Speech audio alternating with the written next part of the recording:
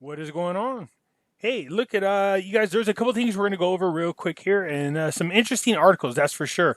But before I get going into those news, I want to say a big shout out to Jay and April. Thank you so much for having me on your show today. I absolutely enjoyed it.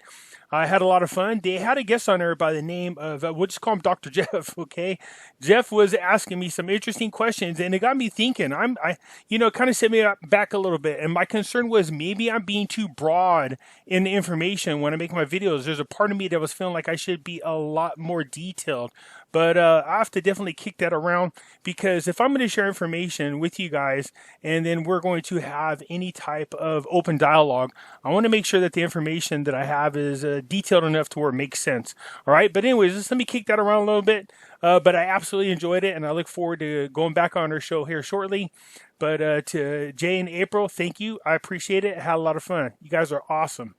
And I'm going to leave a link in my description box, and I encourage you guys to go ahead and check them out on Facebook. Go ahead and join them. And then I'm also going to, I believe they have a YouTube channel, and I'm going to go to it, and I'm going to leave a link for that as well, and encourage you guys to join that. Okay, so let's get into what's going on in the world today.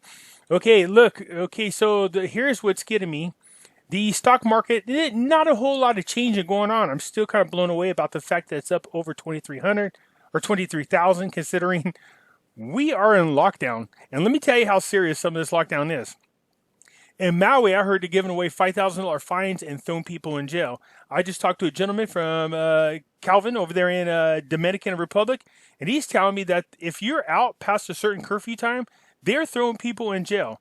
Now, I'm over here in California. A lot of us have guns. Good luck in trying to throw us in jail.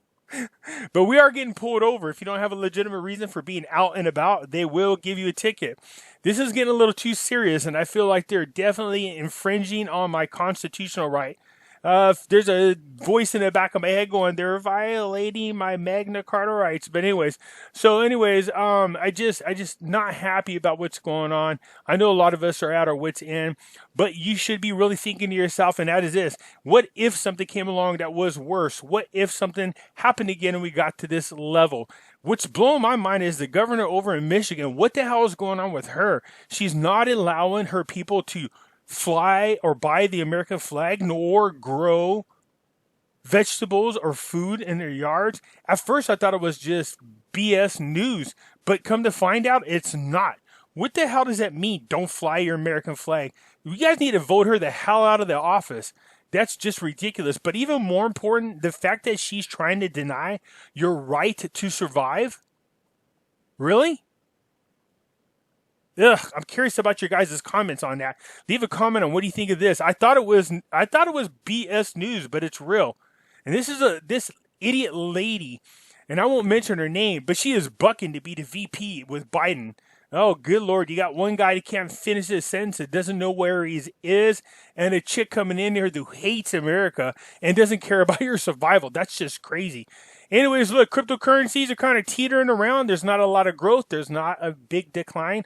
Although we were seeing XRPs bouncing between 19 to 20.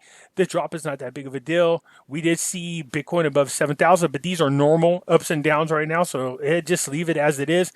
I keep telling you guys, do not invest in cryptocurrencies emotionally. It will drain you. Just leave it and buy on a dip.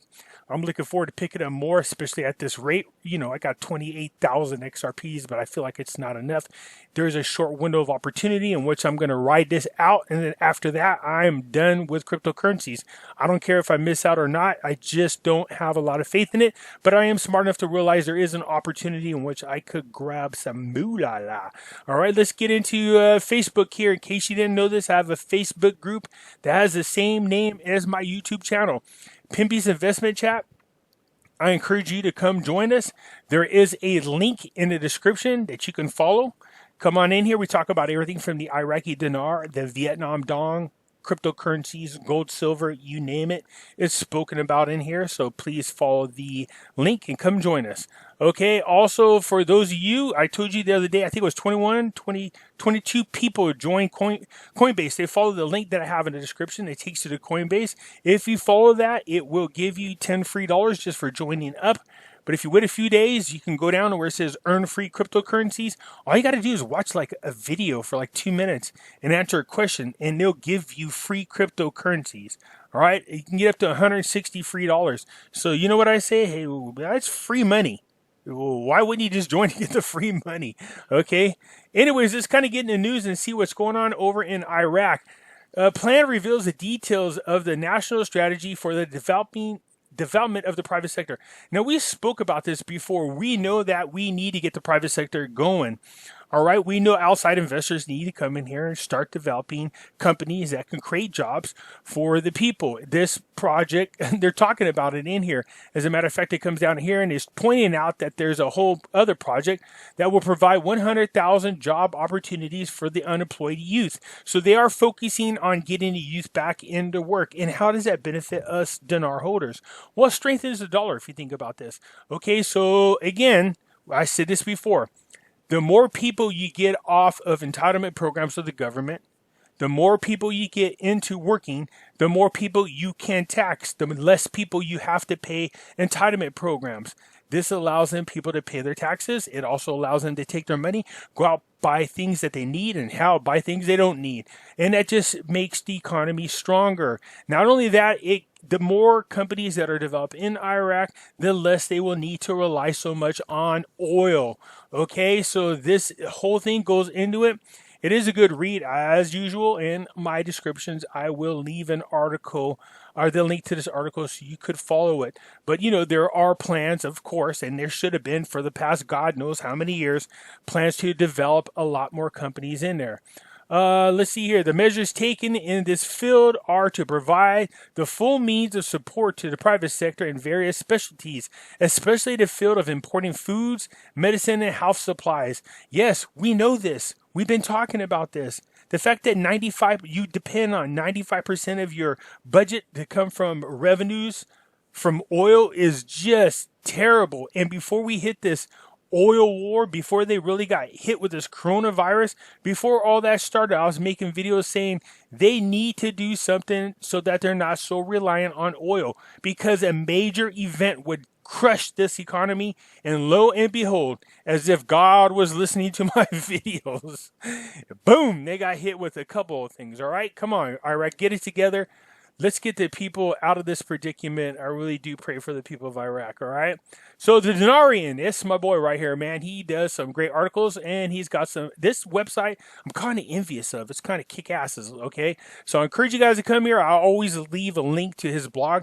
I encourage you guys to come down here. But this article here, The Economist explained the details of the reality of buying and selling operations in the Iraq exchange. So this person is talking about the different companies that are listed on the ISX and the fact that they're, hurting a little bit. And while we understand that, okay, this because they're shut down, literally shut down.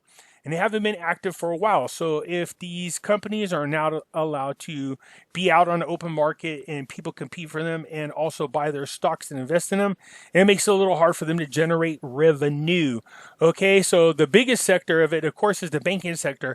I see that every time I play around with the ISX. For those you don't know, I am invested in stock in the ISX. I belong to a private group. No, it's not open. I wish it was for you guys, but it is not. And just to let you guys know, I am digging more into that, but please don't ask me about it. I'm going to do what I can to get information that I will need to see if there's a way that I can get you guys into this. I just don't know if that's possible. Okay, but for the most part, look, we all know that Iraq is the place to invest in. The ISX would be a great place. Right now, it's pennies on a dollar. You could buy stock like you wouldn't believe only because of the value of the dinar. Okay, so think about that. So what does that mean, Pimpy? Well, what that means is if you buy it ahead of time and before the rate change happens, you buy a lot of stock that are going to increase in value as soon as the change in the rate takes place. So you can imagine what that's going to do for a lot of people who are invested in it. Anyways, it goes on to talk about the fact that a bulk of their investments are in the primary market and very little in the secondary market. What that means is, and I found this out, primary market are those companies in which pay out dividends, whether it's quarterly, semi-annually, or annually. The secondary market are just those in which you could buy shares into, and you only benefit from the value of the share if it goes up and down. Okay, so this is a good little read. And again, I will leave a link to the Dinarian's blogs. Just I encourage you guys to come here. But the one you want to look for is this one. The Iraq Stock Exchange needs a major review. Yeah, it does. We agree. And part of that review we'd like to see in there would be you guys need to increase your damn rate. Okay, if you guys agree with that, hit the thumbs up button, okay? Now this one's interesting, and let me blow it up. The Iraq dinar is falling apart. Corruption and Corona are jumping in dollars. Gee, tell me if you heard this story before. A Jewish person, a Catholic, and an Arab walk into a bar. I'm just playing with you. It doesn't work that way. The turmoil in the Iraq dinar exchange rate against the dollar recently led to the negative effect. So basically what this article, and I will even link to this. So what this article goes on to say is this, that the auctions are killing the dinar. The only way it benefits the dinar is when the oil prices are good and the dinar is strong and can compete with the US dollar. Then the auctions would benefit the rate exchange. But when the oil prices are low and the auctions are taking place, there's too much corruption involved, and it actually is hurting the dollar, which is contradicting to what I've been saying anyways, because we know as soon as they started the auctions, what do we notice? There was stability in the exchange rate. I encourage you guys to read this article. They do make some very, very good points about the fact that we need oil prices to go up and then the currency auctions to take place. But this person is making an argument that they need to end the currency auctions altogether. There's just too much corruption involved in it. Okay? So again, we as dinar holders, we're behind anything and everything that's going to increase the exchange rate. All right? So yeah, the oil prices, we know that there is an agreement with OPEC and that they're agreeing, Saudi Arabia and Russia have agreed to, I believe, reduce 9.7 million barrels per month. So what that's going to do is drastically increase the value of the crude oil, which Iraq needs. But they need to find another way to make up for their budget deficit due to the fact that when the oil war was going on and you add in coronavirus and the fact that the stock exchange is down and banks are limited to the amount of time they're open and the fact that you got too much corruption involved with the currency auctions, it doesn't benefit the people. It only hurts them. All right. So I can think of one way. I don't know about you guys, but I can think of one way. Once you guys increase the damn rate change and help the people out and do away with these auctions altogether. Okay. But anyways, this goes in some very, very good details, and I encourage you guys to read this. Okay.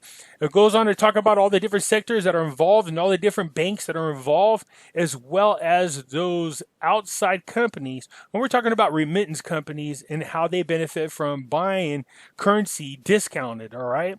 Anyways, I don't want to go ahead and reread this whole entire article. It does talk about how what's going on in Iraq, the auctions, and how they're affecting the currency rate. Okay. Anyways, I just wanted to tune you guys into this article because I think it's big. I really do want you guys to read this. All right. And then drop a comment and let me know what you think about this. And hey, what's going on out there? We know the currency auctions are still going. There wasn't one today, but we know there was one yesterday. And, I think with Iraq, it's the same everywhere. There's going to be a pump, no matter what country you are in the market. The fact that all countries are shut down right now is why there's a huge effect on the economies everywhere. Can we recover from it? Can everybody recover from it? That's a good question. I could think of one way that would help everybody get a huge boost to their economies in all countries, because there are a ton of dinar investors everywhere. If you change the rate, people will have more money. They would help kickstart economies in countries everywhere. If you agree with that, hit the thumbs up button, leave a comment in a comment.